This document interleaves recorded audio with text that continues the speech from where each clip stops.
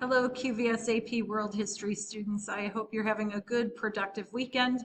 I wanted to talk to you today about how we are going to move further ahead in Essential Unit 3. More specifically, I will speak to your responsibilities for week 2 of Essential Unit 3. As I explained last week, the time period that we are investigating is the period from 1450 to 1750. In Unit 3, we will look at the land-based empires. So you were introduced to those last week. So we'll look at the Qing in China, the Mughals in India, the Tokugawa in Japan, the Songhai in West Africa, Russia in Northern Asia, along with the Ottomans and Safavids. And we will even this week take a look at the absolute rules of some of the leaders in Europe, France, and more particularly in England at the period between 1450 and 1750. And then in Unit 4, again, reminding of you this, we'll stick in the same time period, but we will look at maritime empires. We will look at those European states that were able to expand beyond their borders and create worldwide empires, along with kind of like the implications of that. So, but let's again stick to Unit 3. Let me talk to you about what you should have done last week and what we will do this week. I'll take you to the course page and let's get started and look at next week's activities. Again, week 2. So if I scroll down to the unit, the map is wonderful for you to get a visual understanding of the empires that will be under investigation for this unit. I mean, mind you, Japan is not highlighted or labeled here, but the empires that are highlighted, namely, are so because they were called gunpowder empires. They expanded largely off of that technological innovation that had spread from China into the rest of Eurasia as a result of the Mongols, really, and the reinvigoration of the Silk Roads. So this map is a nice visual for you to understand where the focus is for the unit. Last week when we were together, I introduced you to the project for this unit. And it's really important for you to continue working on the project this week. It's not due. I need to emphasize this point. It is not due until the end of the unit. So it's not something that you have to get done in the next couple days. But of course, if you have 8 hours and you want to work on it, not saying that it will take you 8 hours, but if you have the time and you want to work on it this week and get it done, then more power to you. Go ahead. Each of you have been assigned an empire, so there are 5 of you, and there are 5 empires that we will focus on. Make sure that you do your project over the empire that you have been assigned. And there are plenty of directions in there. Essentially, like I said, you're going to conduct an autopsy. I know it's kind of gruesome, but you have to explain why the empire declined, and in doing so, you really have to examine multiple features of the empire. And then you listen to a lecture and did an activity. I think I had you listen to Heimler. There he is. He does a nice job in 5 minutes to really sum up the topic for the week, which last week was Empires Expand. This week, in week 2, you're going to examine through the expansion of these empires how they were administered.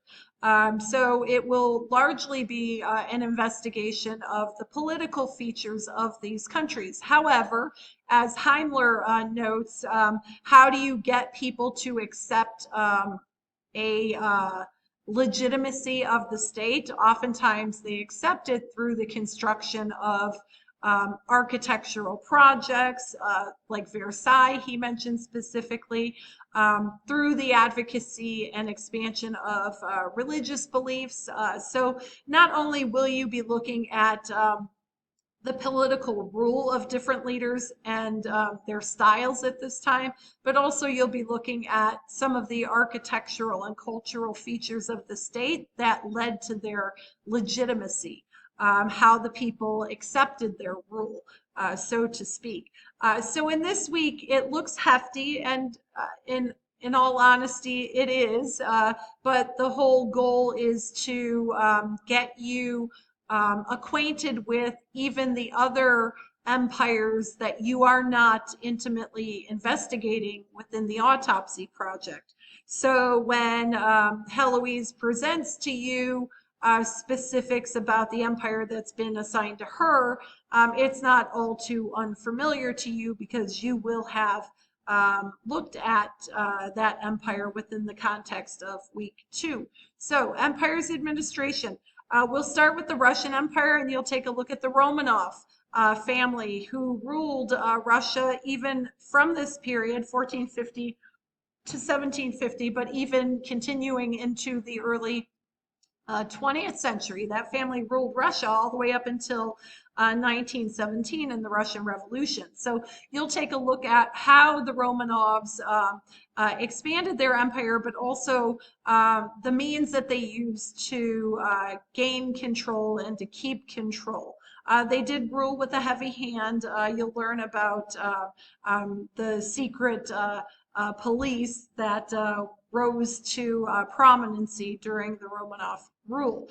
And then we'll move over to Europe. You're going to particularly look at France and the rule of Louis XIV and his absolute notion of power.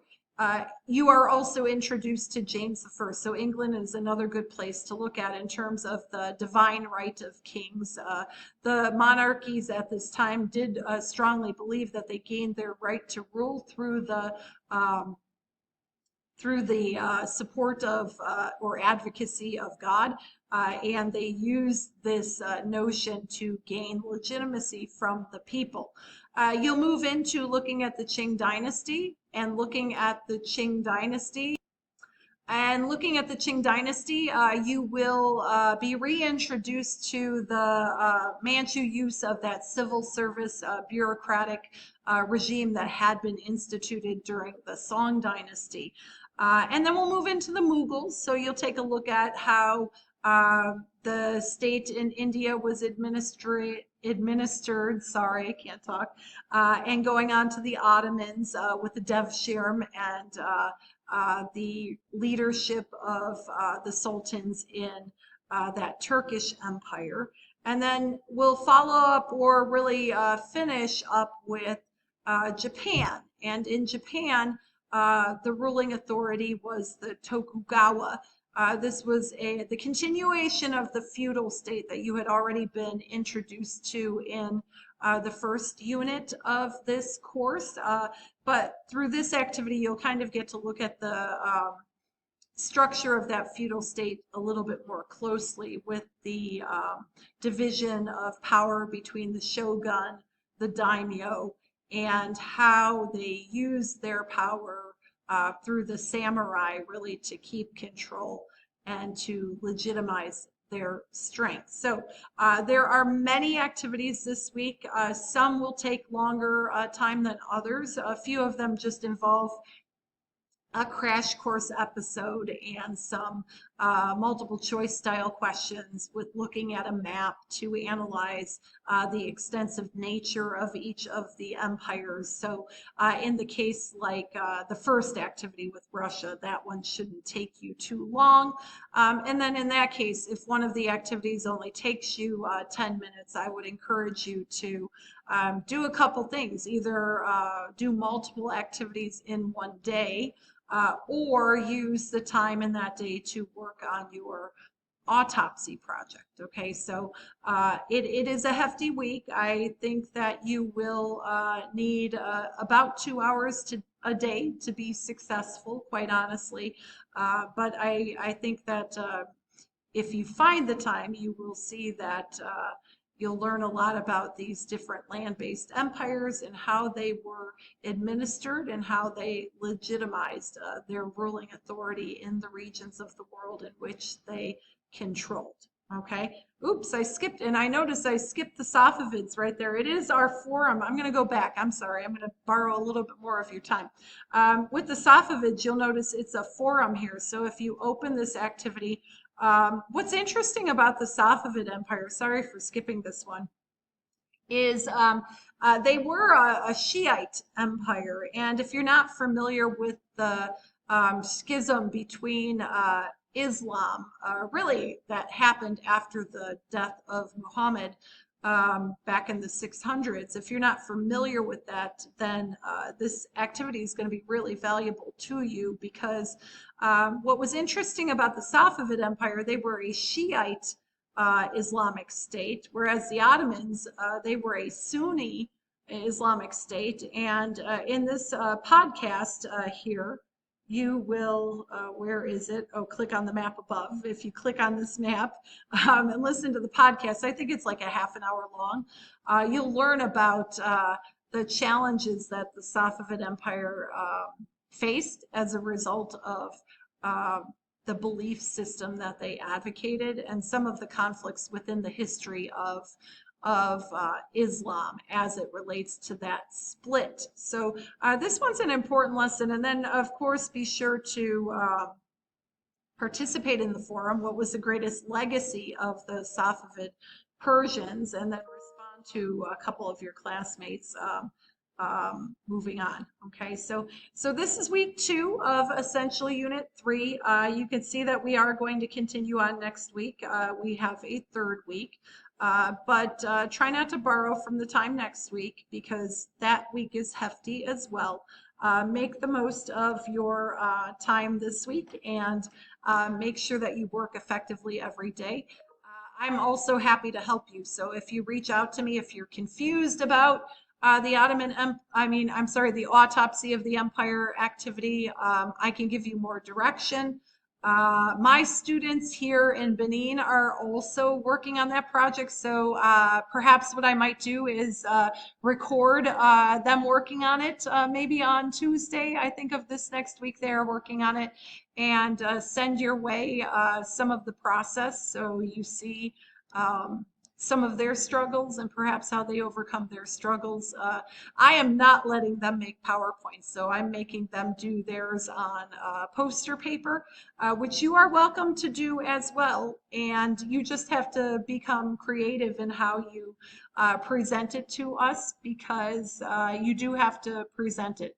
We want to hear your voice. We want to hear you explain the power of each of these empires and ultimately what led to their decline. So have a good week. Like I said, contact me if you have any questions.